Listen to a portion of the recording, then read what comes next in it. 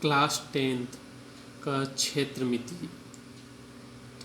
यह टॉपिक हर एग्ज़ाम के लिए बहुत ज़्यादा इम्पोर्टेंट है, चाहे आईएएस हो चाहे कोई छोटा सा प्यून हो। हर एक पोस्ट के लिए या हर एक जॉब के लिए जब आपका रिटन टेस्ट लिया जाता है, परीक्षा लिया जाता है, तो इस टॉपिक से हमेशा प्रश्न पूछा जाता है।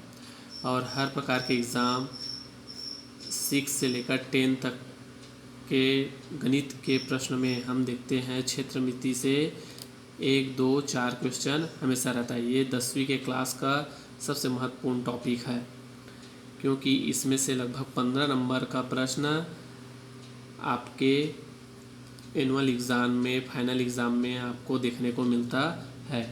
चलिए सबसे पहले तो देखते हैं कि क्षेत्र मिति में कौन कौन सा आकृति आता है, ठीक, किस किस टॉपिक से प्रश्न पूछा जाता है। इसमें महत्वपूर्ण 5 टॉपिक होते हैं: घन, घनाभ, बेलन, शंकु और गोला। इस वीडियो में हम इन सभी आकृतियों से संबंधित इसके सूत्र देखेंगे। फिर इसके अगले वीडियो में इन सूत्रों से संबंधित, इन आकृतियों से संबंधित सवाल को हल करेंगे और इसके कुछ शॉर्ट ट्रिक भी देखेंगे जो आपके किसी भी कॉम्पिटिटिव एग्ज़ाम में बहुत हेल्पफुल हो सकता है, जो आपको बहुत अच्छा मदद करेगा। पहला, घनाभ। घनाभ की आकृति इस प्रकार होती है, ठीक। इसमें टोटल 6 फलक होते हैं और हर एक फलक मतलब हर एक जो इसका फेस होता है वो आयताकार होता है, जिसमें से इस वाले लंबाई, इसको लंबाई बोलते हैं, ठीक है, इसको चौड़ाई, और ये इसके हाइट जो है उसको बोलते हैं ऊंचाई, जिसको एल से प्रदर्शित कर, एल मतलब लंबाई, बी बराबर चौड़ाई, एच मतलब ऊंचाई। इन सभी को इकाई मतलब मात्रक आपको प्रश्न में दिया रहेगा।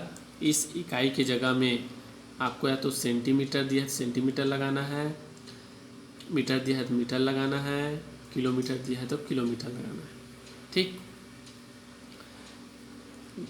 ये समझ में आ गया। घनाभ की आकृति इस प्रकार होती है, इसमें 6 फलक होते हैं, प्रत्येक फलक आयताकार होता है, ठीक। इसमें लंबाई, चौड़ाई और ऊंचाई में इसकी आकृति बटे हुए रहते हैं। पहला, घनाभ का आयतन। घनाभ का पहला सूत्र होगा घनाभ का आयतन। आयतन मतलब लंबाई गुणित चौड़ाई, लंबाई गुणित चौड़ाई गुणित ऊंचाई हम जानते हैं। इसमें लंबाई का मतलब एल, चौड़ाई का मतलब एच और ऊंचाई का मतलब एच, ठीक। लंबाई एल, चौड़ाई बी और ऊंचाई एच, तीनों को गुना करेंगे तो क्या हो, तीनों को गुना करके लिखें, तीनों का गुना करेंगे तो घनाभ का आयतन निकलेगा। और आयतन शब्द जहाँ पे आया तो समझिए कि उसके मात्रक में घन लगेगा, ठीक। घन इकाई, इकाई की जगह पे सेंटीमीटर या मीटर दिया रह सकता है आपके पेपर में, जो दिया रहेगा उसी को लगाना है, क्योंकि इसी पे अंक आधारित होता है। ये इकाई नहीं लगाए आप फाइनल आंसर आने के टाइम तो वहाँ पर से एग्ज़ामिनर आपका 1 नंबर माइनस कर देगा, काट देगा, भले आपका उत्तर सही हो फिर भी, ठीक। तो ये मात्रक लगाना बहुत ज़रूरी है। दूसरा, घनाभ का विकर्ण। घनाभ का विकर्ण मतलब वर्गमूल, लंबाई के घात 2 प्लस ऊंचाई के, चौड़ाई के घात 2 प्लस ऊंचाई के घात 2, वर्गमूल के अंदर जो आएगा उसमें इकाई जो दिया है उसको लिख दीजिएगा, ठीक। ये मैं बताऊंगा जब इसका प्रश्न हल करेंगे तब। पहले हम सूत्र देख लेते हैं, सूत्र को अच्छे से याद करेंगे, फिर इसको आप लोग 1 बार 2 बार इस वीडियो को देखकर इन सूत्रों को अपने दिमाग में बैठाइएगा। तीसरा, घनाभ के संपूर्ण पृष्ठ का क्षेत्रफल का सूत्र होगा 2 कोष्ठक में लंबाई गुणित चौड़ाई प्लस चौड़ाई गुणित ऊंचाई प्लस लंबाई गुणित ऊंचाई, ठीक। जब संपूर्ण पृष्ठ का क्षेत्रफल बोला है तब ये वाला सूत्र लगाना है। अब इसका इकाई हो जाएगा मतलब मात्रक वर्ग सेंटीमीटर। जहाँ पे भी क्षेत्र से क्षेत्रफल लिखा है, क्षेत्रफल मतलब जानते हैं लंबाई गुणित चौड़ाई, मतलब वर्ग आएगा। जहाँ पे उसका क्षेत्रफल शब्द लगा है वहाँ पे उसका मात्रक वर्ग सेंटीमीटर में दिया है तो वर्ग सेंटीमीटर, मीटर में दिया है तो वर्ग मीटर। ठीक, ये हो गया घनाभ से संबंधित 3 महत्वपूर्ण सूत्र होते हैं जो ये तीनों आपको याद रखना है। अब इसी से संबंधित आता है घन। घन वह आकृति होता है जिसके सभी फलक आपस में बराबर होते हैं। इसमें भी 6 फलक होते हैं मगर सभी फलक आयताकार होते हैं। इसकी सभी भुजाओं की लंबाई a इकाई होता है। ठीक, तो इसमें घन का आयतन क्या हो जाएगा? घन का आयतन मतलब लंबाई गुणित चौड़ाई गुणित ऊंचाई। तो तीनों आपस में गुना हो, तीनों उसके लंबाई, ठीक है, प्रत्येक भुजा की लंबाई ये है तो लंबाई चौड़ाई ऊंचाई भी ये ही होगा। जब तीनों आपस में गुना होगा तो तीनों समान है, तो तीनों आपस में गुना होने के बाद क्या हो जाएगा? 1 की घात 3। ठीक, इसका मात्रक क्या हो जाएगा? घन इकाई होता है यहाँ पे। तो घन को क्या लिख सकते हैं?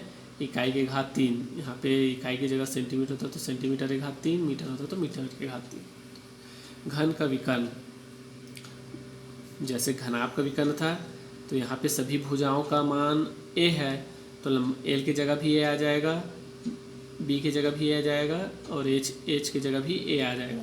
वहाँ पे भी घात 2 2 लगा था, यहाँ पे भी घात 2 2 लगा रहेगा। यहाँ पे घात 2 2 वाला पद 3 बार है तो इसलिए जुड़कर 3 हो जाएगा और वर्ग लगा है तो 1 की घात 2। वर्गमूल के अंदर ठीक है 1 की घात 2 है इसलिए वो वर्गमूल से बाहर निकल जाएगा और वर्गमूल 3 वैसे का वैसे रहेगा तो वर्गमूल 3a। घन का विकर्ण का सूत्र ये होगा ना। ठीक, इसको याद रखिएगा। घन के संपूर्ण पृष्ठ का क्षेत्रफल, घन के संपूर्ण पृष्ठ का क्षेत्रफल 6 1 की घात 2 वर्ग इकाई। अब तीसरा टॉपिक बेलन। बेलन की आकृति इस प्रकार होता है जैसे घरों में जो सिलेंडर होता है, ठीक, उसकी आकृति हो गया, टीन के डिब्बे हो गया, जो कैन आता है जिस पेप्सी का जो प्लास्टिक वाला डिब्बा आता है वो हो गया, गिलास हो गया, उसकी आकृति बेलनाकार होता है। जब उसका आयतन क्षेत्रफल हमको बोला जाए, ठीक है, या जब प्रश्न आएगा किस प्रकार से इसका प्रश्न पूछा जाता है वो हम आगे के वीडियो में देखेंगे। बेलन, माना बेलन के आधार की त्रिज्या, ये जो इसका आधार है, ठीक है, ये वाला भाग जो आधार हुआ, इसका आधार मतलब जो तल से लगा रहता है, इसकी त्रिज्या r और इसकी ऊंचाई या लंबाई h हुआ। ठीक, बेलन की लंबाई या ऊंचाई h, इकाई मतलब जो सेंटीमीटर या मीटर में दिया रहेगा वो। पहला, बेलन का आयतन। बेलन के आयतन का सूत्र होता है पाई r घात 2 h घन इकाई। आयतन मतलब घन आएगा मात्रक में। बेलन के वक्र पृष्ठ का क्षेत्रफल 2 पाई r h वर्ग इकाई, क्षेत्रफल मतलब वर्ग इकाई। बेलन के संपूर्ण पृष्ठ का क्षेत्रफल 2 pi R H plus 2 pi R square. इसी को सरल रूप में कैसे लिखेंगे? 2 पाई आर, ठीक है, दोनों में 2 पाई दिख रहा है, 2 पाई आर दिख रहा है तो उसको बाहर निकाल लिए कॉमन, अंदर में बचेगा आर प्लस एच वर्ग इकाई। इस वाले सूत्र को आपको लास्ट वाले को याद रखना है।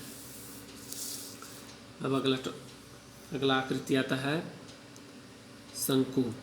माना शंकु के आधार की त्रिज्या r है, ऊंचाई, ये जो ऊंचाई है h, और तिर्यक ऊंचाई, ये जो तिर्यक ऊंचाई है l सेंटीमीटर है। ठीक है, मान लीजिए इकाई का मात्रक यहाँ पे हम सेंटीमीटर लिए हैं, तब तिर्यक ऊंचाई को कैसे निकालोगे? अगर आपको दिया नहीं है ये लंबाई प्रश्न में, तो तिर्यक ऊंचाई, अगर त्रिज्या, शंकु का त्रिज्या और ऊंचाई दिया है तो तिर्यक ऊंचाई हम निकाल लेंगे इस सूत्र से, वर्गमूल त्रिज्या के घात 2 प्लस ऊंचाई के घात 2, दोनों को हल करेंगे तो तिर्यक ऊंचाई निकल जाएगा। ठीक है, ये शंकु वाली आकृति आपको कहाँ पे देखने मिलता है? ठीक है, जब आप तरबूज को काटते हो या कोन वाला जो आइसक्रीम आता है, ठीक, तो उसकी आकृति इस प्रकार होता है। जब आप तरबूज को काटते हो तो आपको खाने के लिए एक सैंपल मिलता है, ठीक है, कि तरबूज पका है या नहीं पका है, तो उसकी जो आकृति होती है ऐसी कोन आकार होता है, या कोन वाला आइसक्रीम ये हो गया। और जैसे एक कैप आता है, बर्थडे वाला कैप, उसकी भी आकृति कोन शंकु आकार का होता है। ठीक, इस शंकु को कोण भी बोलते हैं ना। तिर्यक ऊंचाई, ये हो गया शंकु का आयतन 1/3 पाई आर के घात 2 एच घन इकाई। आयतन आया मतलब यहाँ पे इकाई में घन लगेगा। ठीक, ये इसका सूत्र हुआ। शंकु का वक्र पृष्ठ, शंकु का वक्र पृष्ठ पाई आर एल वर्ग इकाई। बेलन के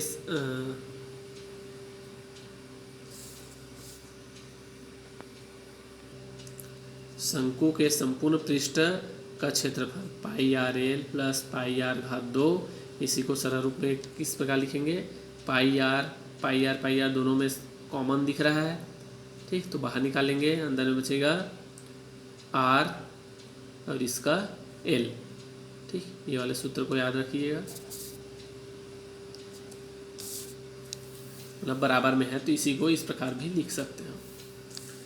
महत्वपूर्ण टॉपिक गोला, इसमें से आपको हर बार एक क्वेश्चन जरूर देखने मिलता है पेपर में।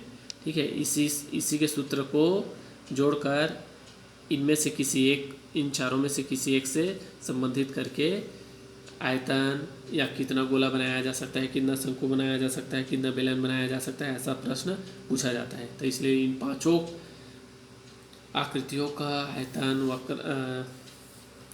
वक्र पृष्ठ का क्षेत्रफल ये सभी हमको अच्छे से याद होना चाहिए, ताकि हम एक दूसरे को आपस में रिलेट कर सके, जोड़ सके, और जो भी सवाल पूछता है उसको हम आसानी से हल कर पाए। गोला में ये पूरा एक गोला है। ठीक है, इसी को आधे से इस त्रिज्या के बीच से काट दिया जाए इसके व्यास से, तो ये अर्ध गोला बन जाएगा। दोनों का सूत्र देखते हैं। माना किसी गोले की त्रिज्या बराबर आर इकाई।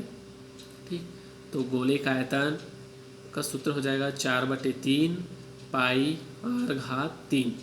ठीक, आयतन लगा है इसलिए इसका मात्रक हो जाएगा घन सेंटीमीटर।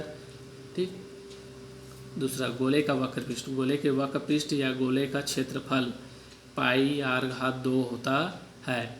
ठीक, अर्धगोले का आयतन, अर्धगोले का जो पूरा जो गोला है उसी के आयतन को आधा कर दोगे। यहाँ पे 4 है तो 4 को हम आधा कर देंगे तो ये अर्ध हो जाएगा, मतलब आधा।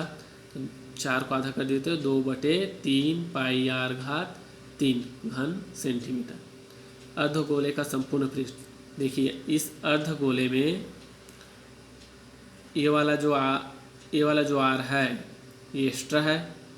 ठीक, अर्धगोले का संपूर्ण पृष्ठ का सूत्र हो जाएगा 3 पाई आर घात 2 वर्ग सेंटीमीटर। ठीक, ये हुआ क्षेत्रमिति का संपूर्ण सूत्र इस वीडियो में। अब इस वीडियो के बाद हम इन टॉपिकों से संबंधित महत्वपूर्ण सवालों को हल करेंगे, ताकि आपके आने वाले हर एक एग्ज़ाम में आपको ये अच्छा से हेल्प कर सके और आप इन सूत्रों को याद करके आसानी से सवालों को हल कर पाएँ। ठीक।